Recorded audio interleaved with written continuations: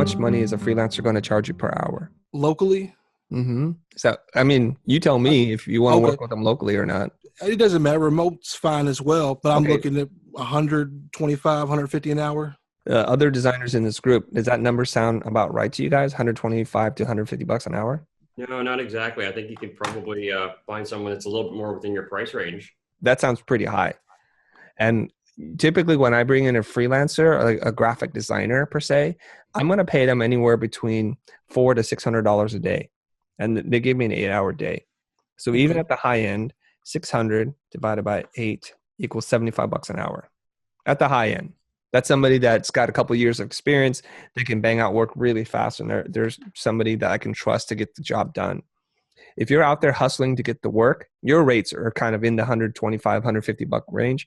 But the people that work for you, you cannot pay them that much because there's no way for you to have any margins for profit. Right. That's really important. Where did you pull that $125, $150 an hour number from? I was just kind of going off something. I've been getting more per project quotes from freelancers. Okay. All right.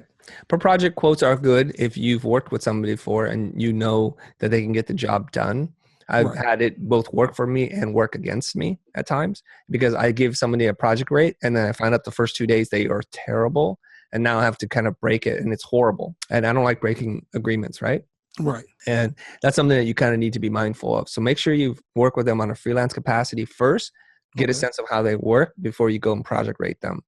Project rates are good because you get to control the expenses and you don't have to worry about how much time they're spending on it. So I think whenever you are hiring somebody, either freelance or on staff, it's good to calibrate your expectations with what they're able to do. So if you say to them, if I hire you for a day, what can I realistically expect that you'll be able to do? Let's put it into the realm of something that we can understand, like a logo. If I give you the brief in the morning, what can I expect by the end of the day from you, either working in-house or remotely?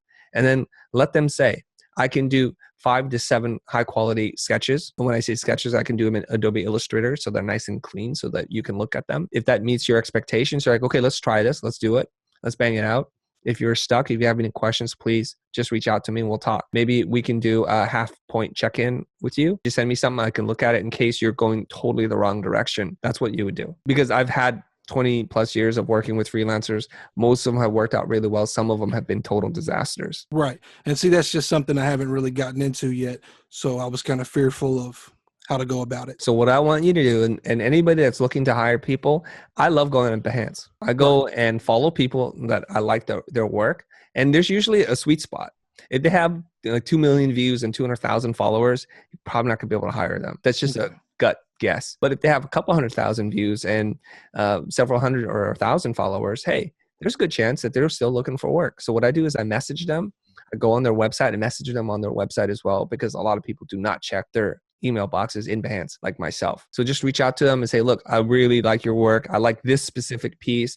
There's some work that I might be getting that would require somebody with your talent and skill. I'm curious, how do you work? What are your prices? Where are you located? I want to know about you. If they're really looking for work, they'll be thrilled to hear from you, man. What you need to do is start to build up that database of people that you want to work with, because the first person that you want to work with may not be available.